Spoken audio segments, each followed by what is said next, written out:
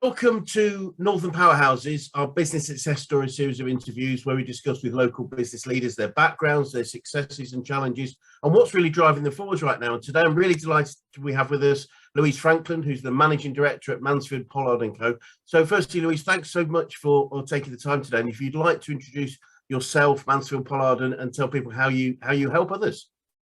Morning, thank you, Chris. Yes, Managing Director for Mansfield Pollard and the co-owner.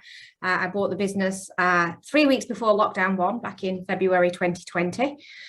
We are air management experts. So we're a Bradford-based manufacturer, 156 years old, started in 1866. Amazing. And we do anything to do with the movement of air, heating it, cooling it, humidifying it, moving it around different spaces. We work in the healthcare sector, providing clean air into operating theatres, critical wards.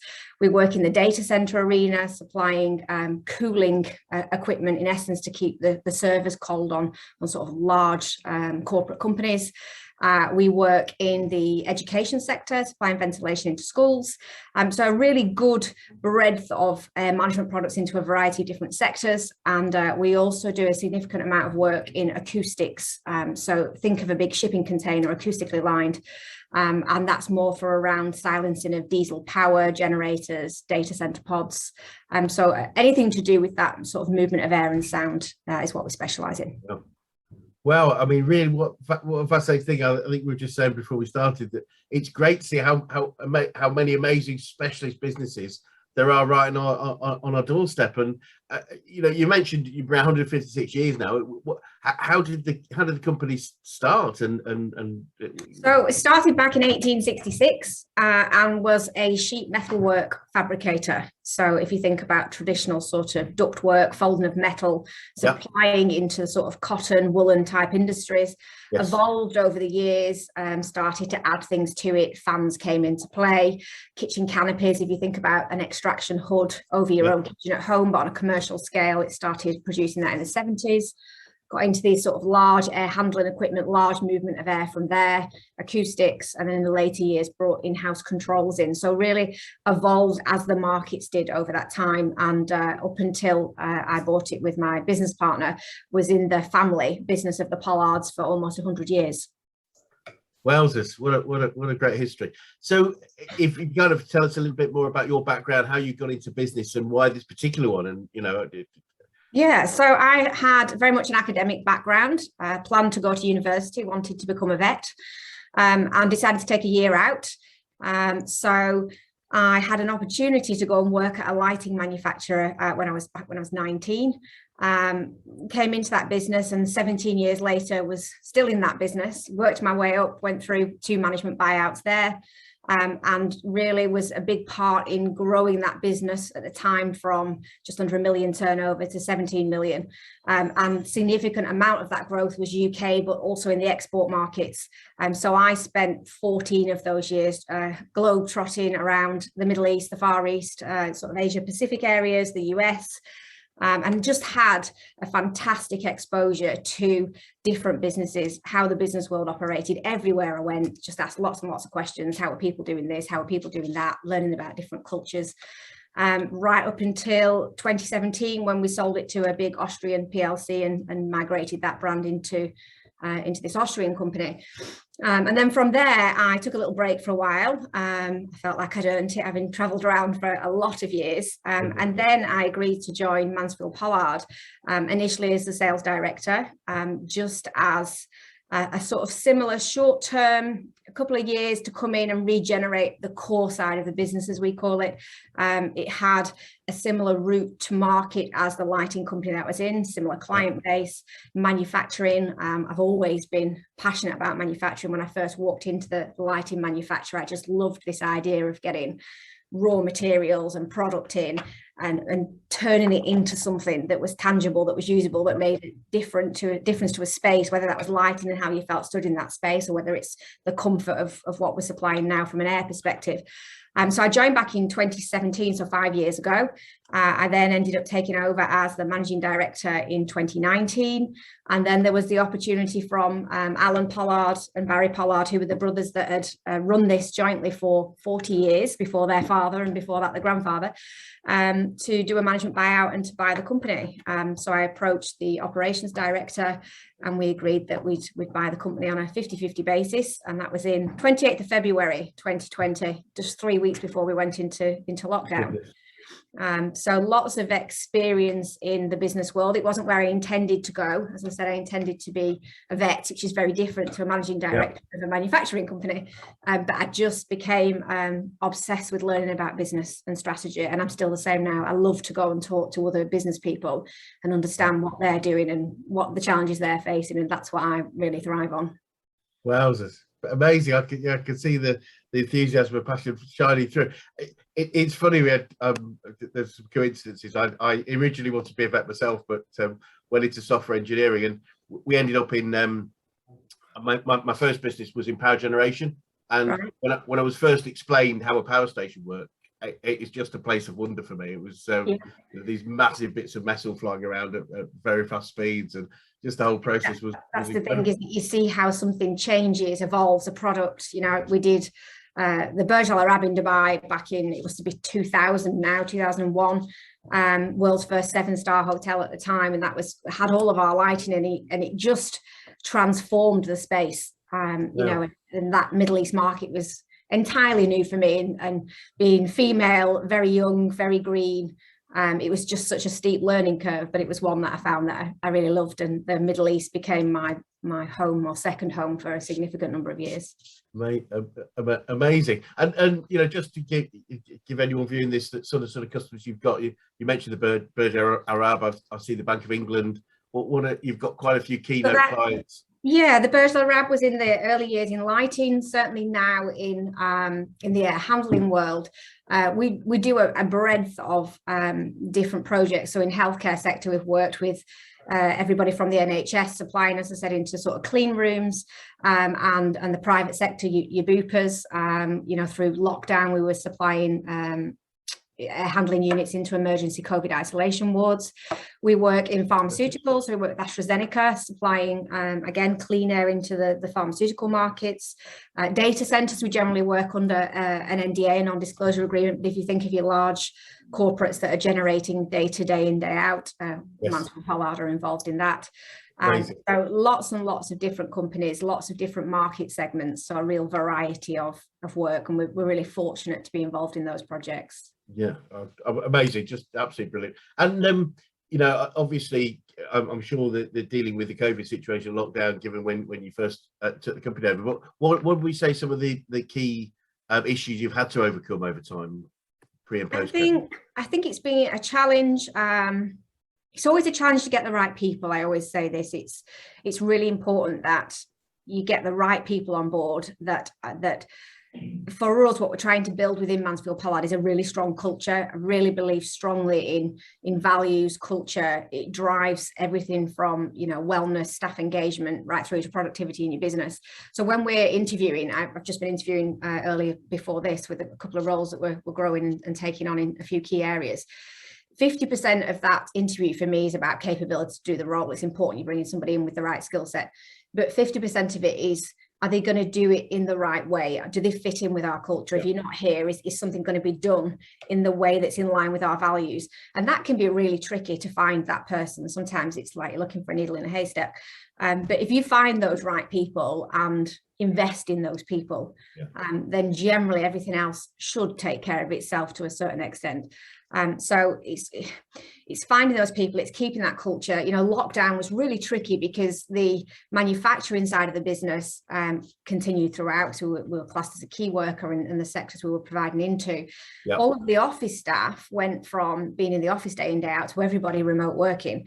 And it was managing their expectations, helping them through that change of working at home with their own concerns of what was happening in terms of the lockdown situation, but then trying to continue to keep up with the same levels of communication and engagement and making sure that people feel involved still. And that's really hard when we're about 140 people at the moment, but when you've got a significant portion of those remote, I think that was the trickiest bit for us, was just the checking in with people. Are you okay? Are we still communicating in the same way? It was a whole, as it was for many businesses, it was a whole new way of working that we had to navigate through quite carefully. Yes, absolutely. And it's funny you talk about recruitment. It's one of the things we work with people quite a lot, and because the classic is most recruitment processes recruit primarily on experience, but we typically sack people on attitude, and it's like, well, why not cut to the chase a little bit and recruit on attitude and values match, and with a base level of capability, but we can train skills a lot more easily than we can sort of train attitude and values match. I feel it is, and it's important to build the right team, and that people are coming into the business, and I want people to enjoy working at Mansfield Pollard. Right. I want them to see it as a fun place. Yes, we're here to work, but if you look at it, you spend more time with the people in your business that you work with than you do with your own families. So it's really important that you enjoy what you do and you like the people that you work with. And yes, you're not going to get on with everybody necessarily, because that's just life. We're all different. But it's making sure that we're creating that right environment as well as we can to help them succeed. And it's really something we're really passionate about here is engagement, making sure that we bring the right team of people in and then support them from there in their career development, and also the growth in ACDs, the growth in Mansfield Pollard. Brilliant, wonderful. Over not just obviously your current career, but looking backwards, what are the biggest things you'd say you've learned in business and even in life? I think finding a team of experts. So we've talked about people and the need to bring the right people in, but also finding a team of advisors. I wish I'd done that earlier in life, and listening to them. There's no point having a group of advisors and not listening to them, although some people do, is important. Listening to your people, they know generally 9 times out of 10. And one of the things when I came into Mansfield Pollard was, if you looked at areas that the business required improvement in, the individuals employed knew what needed to happen, but they weren't listened to, and they weren't given that recognition and the ability to be able to make those changes. So that was a really quick fix when we came in here, is listening to your people, look after those people, because they look after other things. Right. I think yourself, for me, you've got to be willing to learn all the time. You don't know everything, you won't know everything, and I'd like to think that I'll continue that mindset right the way through my career of wanting to learn. Certainly now I've got children at 10 and 13, and it's great to see them asking questions as they're on their learning journey. And I say, well, it's no different. It's no different for mum.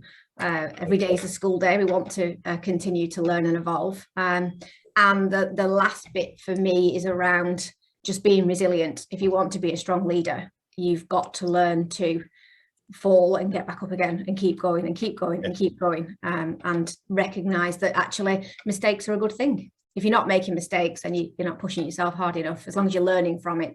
We were talking about that yesterday in our senior leadership team meeting, was around, don't be frightened of making mistakes. As long as we're not making the same mistake 2-3 times over, try it, because something might work. What if it does work rather than what if it doesn't? So I try and take that approach in most of what we do here. Wonderful.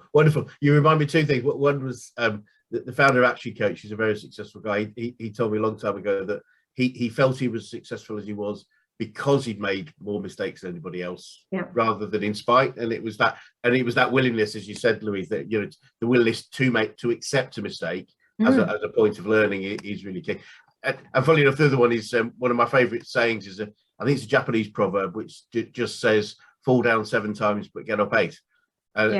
And I think I totally align with that. Really it's just about keeping going. And you've got to push yourself. And when I first started out in my career, I was really timid, not very confident at all. Quite surprisingly, that I ended up in a manufacturing type environment where I would never have even contemplated driving to London, let alone flying to New Zealand or Dubai or wherever. But that was always about learning, being willing to make mistakes, keep pushing yourself every day, do something different. And before you know it, all these things that you didn't think you could do, you've learned all about, and you've continued to push it. And particularly in the early days, in LED lighting, it was a real technical sell. As a young woman, particularly in the Middle East type environment and in manufacturing, you had to be technically brilliant to be able to get the respect of your peers in what you wanted to do in those markets. And that was all around putting yourself out there and saying, you know what, this is what I think it's going to be. If I make a mistake, I'm going to learn from it. I'm going to keep pushing myself forward.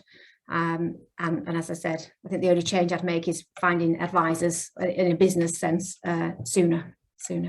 Yeah, absolutely. Obviously, that's the sort of environment we work in, and obviously we're a coaching organisation. I wondered if who you'd say the best coach you've ever had would be, whether that's business or sport or life, and what made them so. I don't think I could ever name one. It wouldn't be fair. I think because I've met a lot of, for me, inspirational people, inspirational leaders, because I've travelled and spent so much time UK and internationally. That early part of my career, I just sat back and listened and watched and learned and asked, the relevant business owners, whether it was Dubai-based, Qatar, Singapore, Australia, America, UK, just kept sitting back and asking. It probably frustrated the hell out of some of those people in the early, well, why do you do that? Why do you do this? And what happens if you do that? And just watched how other people operated. And then as you get older, you start to take bits of that into your own business and think, that's a great idea, I'll try that. Or this is a good idea, I'll try that. I had business mentors, several business mentors, I've still got them now, that have done similar things in similar markets, been there, done it, got the t-shirt, and that's what you want in a mentor, somebody that you can go and take an issue with and go and chat it through. And I've also created a network of people in similar positions to me, because the reality is, in businesses like Mansfield Pollard or in manufacturing companies, we've all got the same challenges, whether it's people, whether it's growth, whether it's supply chain at the moment, material prices, engagement. You're all having the same problems. So it's really interesting to go and speak to those individuals and find out what they found work for them, what hasn't, what pitfalls, and just try and share some of those like-minded ideas, because you can't possibly know it all. You can't. Yeah. So, you can save yourself a huge amount of time and a huge amount of errors to a certain extent by listening to somebody that says, oh yeah, I tried that and I did this. Yep. And it wouldn't be fair to name one person. There's a lot. I take inspiration from a lot of people. Wonderful. Well, that's great to hear. And other than a couple of things you already said, have you picked up any favorite quotes or sayings that you live by or fall back on at difficult times? Yeah, I mean, my ultimate favorite was Audrey Hepburn.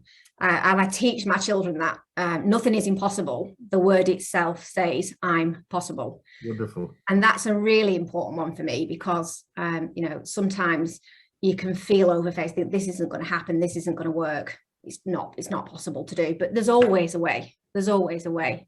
It might not always be the desired route that you want to take, but there is always a way to get there. So that's important for me. And Winston Churchill, where he talks about success is not final and failure is not fatal, and it's the courage to continue that counts.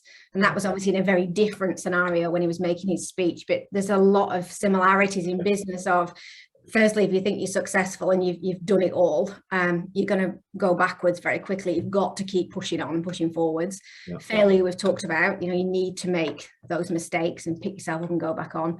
And that courage to continue, that for me is around resilience, which I think is really important for business leaders, to have that resilience. And if you can't push forward, the rest of your team can't. They're expecting to see that in you, that, when it gets difficult, and some days you may feel like you're wading through treacle, you keep going. So probably my two most favorite ones. Wonderful. Great. Really great ones. I don't know if you've seen it, but you may not like it, but there's a film on Netflix called 14 Peaks about a Nepali mountain climber that's climbed all 14 peaks that are above 28,000 feet. And the previous record was 7 years to do it, and he set a goal of doing it in 7 months. And he called his expedition Project Possible, and it just reminds me of that. It's very inspiring. The individuals, it's really inspiring. They have that mindset, don't they? Yeah. Of I've watched various people, whether it's climbing, or I did a bit of a running challenge back in March, 100k in the month, but I don't run a great deal, and so it was a big distance. And then I started watching things like Eddie Izzard that had been doing a marathon a day. Yes. And it's really interesting, because in his interview, they say, well, how do you prepare your body for that? And he says, you don't. It's your mind. If your mind says you can do it, your body will follow. It's all about mindset. So it's really relatable for me. Wonderful. Really wonderful. And what would you say you've learned about yourself over your career? I'm fiercely independent, too independent for my own good, I think some people would say. Very resilient. You need to be in wanting to grow a business, and particularly in this business. I'm very driven. I'm very motivated to succeed. I love anything about business. I think I said at the start, in the looking forwards, thinking about where we can take a business, what we can do, how we can bring people on that journey. I love doing the sort of strategic planning with your team of where can we take the business over the next 3, 5, 10 years. Yep. And that's what really excites me, to think about what the potentials are. I know, I think I recognize in myself, I can sometimes get frustrated. I think when I'm very much about accountability, and if somebody says they're going to do something, I just expect them to do it because I would. And when they don't, then I'm disappointed that they've committed to that. Yeah, I think you, particularly with traveling a lot, you spend a lot of time on your own. It sounds like you've got this really exotic lifestyle of, you know, jet setting around the world and traveling here, there and everywhere. But there was a time where I was spending 2-3 weeks in every month abroad, and sometimes waking up not wondering where I was. But you're always traveling on your own, and unless you're out with clients, you're eating on your own. So you get time, I think, to think about yourself and where you want to go and what you want to do. And actually, I love that time now where I think you get two types of people. One that sort of charges off people and noise and sound. You know, the ones that go home, put the TV on, they're not really listening, but it's noise in the background. Yep. And then you get the other people like me that, as I said, that lives quite remote, that takes that recharge from just having a bit of peace and quiet and calmness, and having time to rethink. And then that's when I get more creative of where we're going next, what we're doing, and then off we go again. Wonderful, wonderful. So talk about off we go again. What would you say the future looks like for you guys, and what challenges might you face, if any? So we're in a really great position now in terms of got a fantastic team of individuals. Spent the last couple of years bringing the senior leadership team together, bringing people from within. I've just promoted 2 people up from the senior leadership team up to directors. So we've got a real strong group of individuals now. The business is around sort of 20-22 million turnover at the moment. The plan is to take that to 50 million over the next 2 to 3 years. And that's really strong for us in the sort of core markets. As much as there's talk or concern as, you know, is a recession looming, are things going to become difficult, and naturally as a business we'll navigate whatever is thrown at us. Yep. In terms of our core markets, data centers, there'll be significant growth, healthcare, education. We're sort of well positioned in those markets. We know where we want to go with it. As ever, from the challenges, it's going to be space and people. We employ yep. 140 people now. A lot are local to Bradford, walk and cycle to work. That headcount's going to need to probably go up to around the 200 mark. Yeah. So there's finding the right people, the skills, the recruitment of that, although sort of hybrid working has helped to a certain extent. And space, we are a manufacturing company with 110,000 square feet of manufacturing space. We need 200,000 square foot. And that's really difficult in Bradford at the moment. There is a real lack of industrial space. Yeah. I'd love to just find a piece of land that I can buy and build my own factory on. And ultimately, you know, for 156 years, we've been based in Bradford. We love Bradford. We're proud to be a Bradford manufacturer. But we need more support. We need more supports from the councils and other influencers within this region to try and assist businesses like Mansfield Pollard to stay in Bradford, to continue to employ the 200 people within the region. And that's difficult when the larger plots of land that are on this periphery of this area get snapped up by large logistical companies or big developers that we can't compete with that. That's really tricky. And space will, over the next 18 months to 2 years, become a real problem for us. So that's one of my largest areas at the moment of focus, is to try and work with the council and other individuals on how we keep Mansfield Pollard in Bradford and keep bringing more jobs to the area. Wonderful. I really wish you best of luck, because I think it's one of the things we did with our organisation was to focus on growth of people, helping businesses grow to create more jobs. And it'd be crazy for a business that's been there for so long and so good to leave the area. So It would be, and it would be a huge problem for us. As I said, the majority of our staff walk to work, cycle to work, that locality, because we've been here. You know, we're sort of in a little bubble at Mansfield Pollard. We've got a wealth of long-term servers. We are so lucky. I was talking with HR the other day, and 20 of our longest servers have done 519 years between them, just in those 20. Oh my goodness. People, 25, 30 years, 35. I've got one chap coming up to 45 years service, which is fantastic. It's fantastic. And that's why we need to stay in Bradford. Same with apprentices. You know, we took 8 apprentices on last year. We're taking another 8 on this year. This is where we want to be. But we have to find, I can't take a third site and be split over 3 sites. You know, the 2 is challenging enough as it is. We need to find one large space that will see us growth into the next 3 to 5 years. Goodness, sounds wonderful. And you know, and those sort of growth targets clearly, even with a potential recession, are always achievable if, as you say, if you've got the right team, the right strategy, and the right people. So they are, and with it, you need. You know, of course, we'll look at the growth targets. We always scenario plan. What if this happens? What if that happens? But we're well placed in some of our core market segments to recognise that growth. It's just having the right team, the right structure, the right product, and pushing forward. And as we said at the start, you know what? If you fall slightly short of that, then that's okay as well. Yeah, it really is, isn't it? It's you know, it's that saying of if you shoot for the stars, you might hit the moon. And one of my colleagues, probably a little while ago, she said, but if you aim for the trees, you might just end up in the bushes. So I think absolutely. What's wrong? I think the only limit we have is our own beliefs, and so why not? And I think that's the biggest thing, is just keeping that belief in play. So, I mean, it's been really fascinating so far. Time's gone very, very, very quickly, Louise. But just in a couple of closing questions, what would you say to anyone that was thinking of going into business right now? I think I would say do it always go into business. I love business, but I think you've got to do your research, understand your business, your target market, you know, your audience, who are you going to be targeting, how are you going to be different. That's important now. It's very much about what your unique proposition is going to be and what competition's out there and how you can differentiate yourself.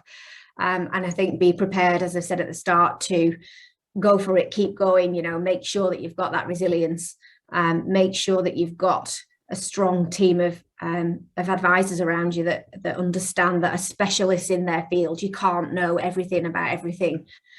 So have those people around you that you can take that advice from. You have to listen to them, and you know, recognize you're going to take some knocks along the way, but get back up, learn from it, keep going. And for me, I think the rewards are there. I think it's, you know, if you're ever in doubt of should I do it, shouldn't I do it, just research it first. If it stacks up on paper, do it, go for it. Wonderful, great advice. And if you started all over again yourself, is there anything that you do differently? Yeah, I think you can always look back and think, oh, in hindsight, I would have done this differently, I would have done that differently. Find the right people earlier. I think sometimes you can make decisions that you think are going to be good, but it's a short-term decision. Just think about where you're going and find those people in a longer viewpoint, I suppose. I've always said I'd probably have slowed down on the big decisions and been more decisive on the smaller ones. And that's something I remind myself of now. And with that, you know, recognize everything takes longer than you think. We talked then about, you know, budgeting and speaking with the senior leadership team yesterday. We were talking about it's a book actually that we're all reading together called The 4 Disciplines of Execution, but understanding where we're going collectively as a team and how we're going to get there. But equally, you know, look at that budget and as a safety factor and then say, what if this doesn't happen and that doesn't happen? And just surround yourself with like-minded people. If I'd have done that in the earlier days, life would have been so much easier. But you've got to find those people. You've got to create that network. But yeah, I think always you can always look back and think, yes, I could have done things differently. That's part of learning, isn't it? And part of growing. Absolutely. Wonderful. And just finally, if you what would be the best advice you could give an 18-year-old you if you could go back in time? Oh, an 18-year-old me. Be braver, definitely. I was I lacked in confidence when I was younger, and I think It took me a long while to get that belief in myself, to push yourself and be brave. And what we've covered really around finding the right team of advisors, find a good mentor, find a mentor that you really get on with, that's been there, done it, got the t-shirt. You know, I have a different business in property, and I have a mentor in that, completely different to my manufacturing mentor. And he's always used this quote about finding a mentor where you're walking, their walking pace is your running pace.